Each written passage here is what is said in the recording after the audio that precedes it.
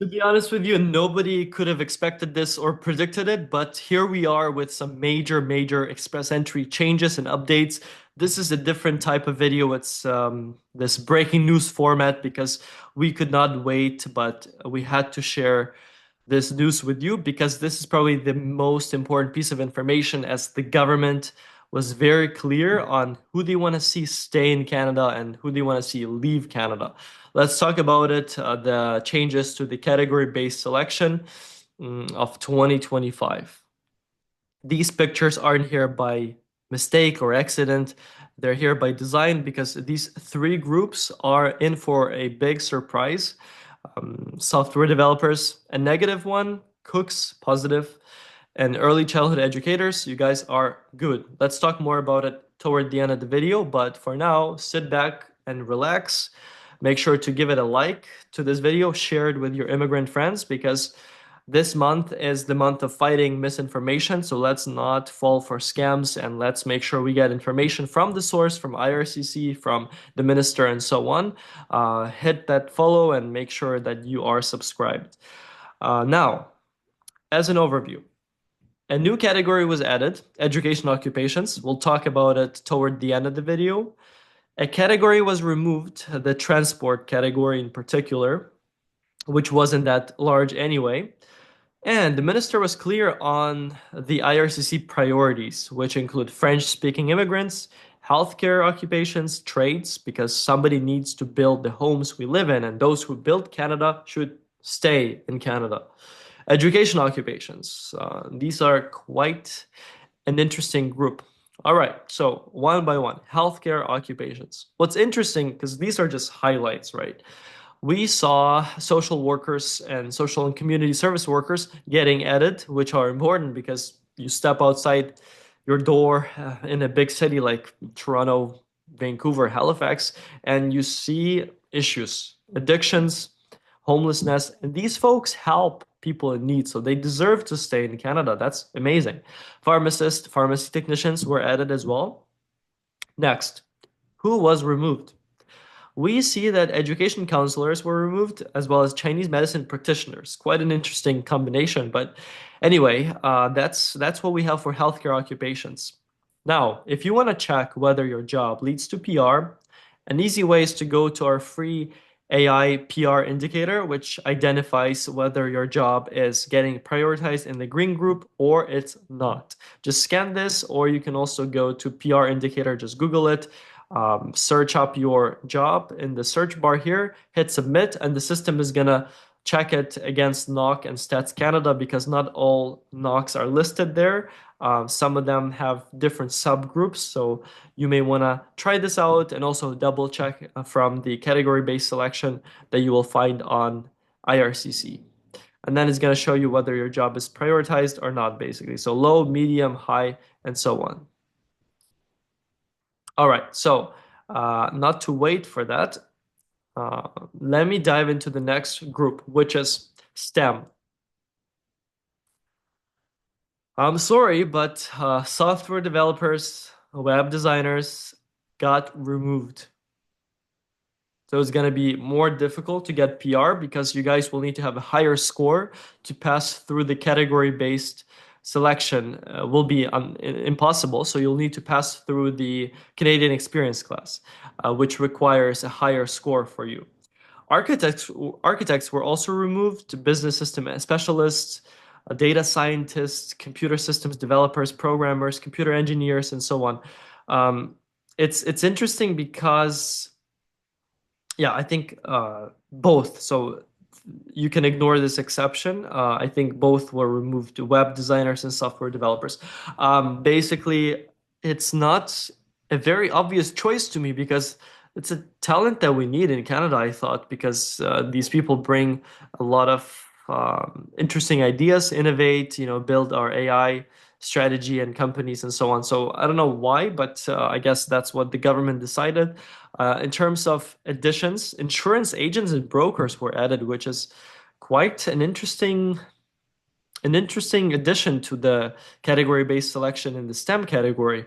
But I guess if you are in insurance or you want to be in insurance, this is your a green light right here. Again, that's an interesting choice.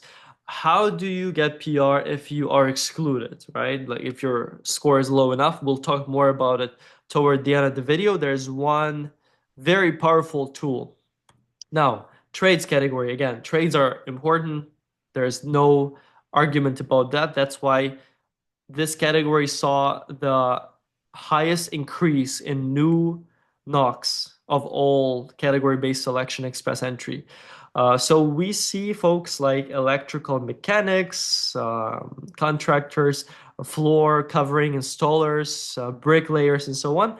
A new one that was added, which is not really in construction itself, but these folks are also important, are cooks. So if you're a chef, a cook, this is great news because last year the government across the country, so we're talking about provincial governments here, federal government, they didn't see you as important. And now all of a sudden, you guys were added to the category-based selection, which is amazing because it means the threshold will be lower for you. I'm very excited to see the first draw, but please be ready. And to be ready to take advantage of it, you need to have an express entry profile with at least 6 months of experience in one of those and 1 year of high skilled work experience. If you need help, there's going to be a link to book a consultation with one of our lawyers to set you up for success, to make sure you fill everything out the right way. There's no error because this is not the year to make mistakes. Now, education category, a new category that was added, and there's only a few. I think there's five. That's it. So five new occupations in this category.